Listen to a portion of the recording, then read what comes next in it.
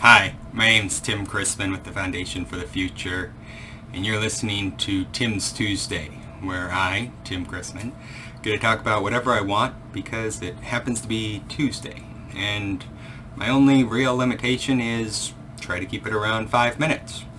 We'll see if that happens.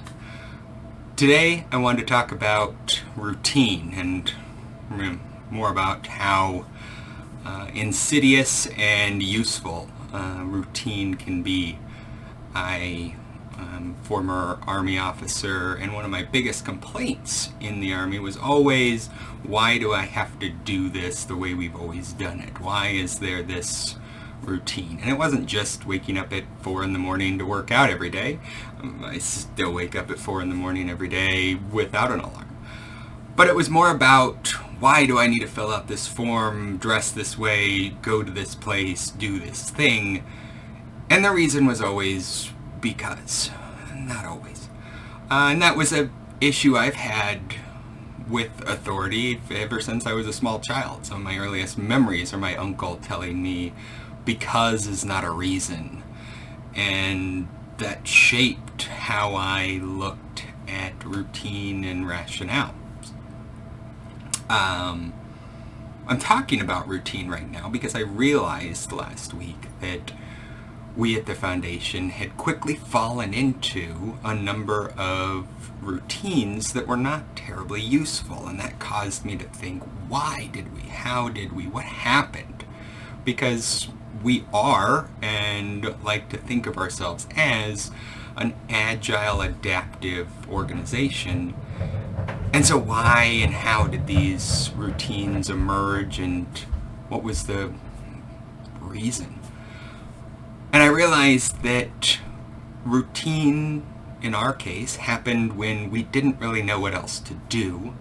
We had done something that worked once, and so we just kind of left it. And we didn't want to think about it anymore. And the case I'm thinking about right now is the team, or one of our team meetings. Initially, it was a discussion just among fundraisers. And as our team grew and evolved, we added more and more teams and components to this until it essentially became an all-hands stand-up every week. Well, the format for a single team, 3 to 5 individuals, is very different than the full organizational stand-up and what's needed, but it was easy to keep status quo and not think about it. And that has resulted in the thing I, and probably everyone watching this, hate most about meetings: sitting there for an hour waiting to talk for 2 minutes. And so as Lila and I were going through and reviewing how we're doing this, why, we began to realize that instead of just having a knee-jerk reaction against routine in general and trying to break this up and forcing everyone to think about every decision they make, what are key gates that we can use to evaluate the routines we have? Because as I will tell anybody listening, I don't like choosing what food I eat, so I eat the same food every day. That works. It's not the result of a once and done iteration. That was years of trial and error.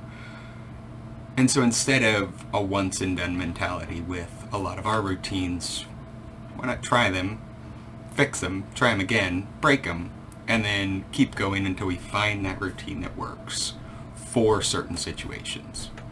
And so, ironically enough, the guy who hates routines has, over time, become the guy who likes the routine that he knows why it exists.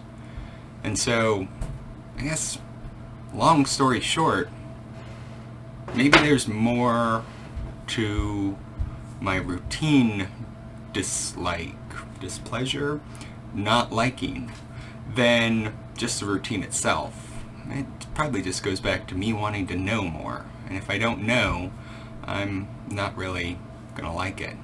That's probably the case for most people. So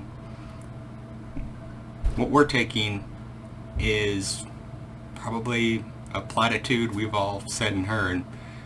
Maybe we should explain why before we actually do. Alright, that's been Tim's Tuesday. Thank you for watching, and tune in next Tuesday to hear me discuss a yet to be determined topic. See you then.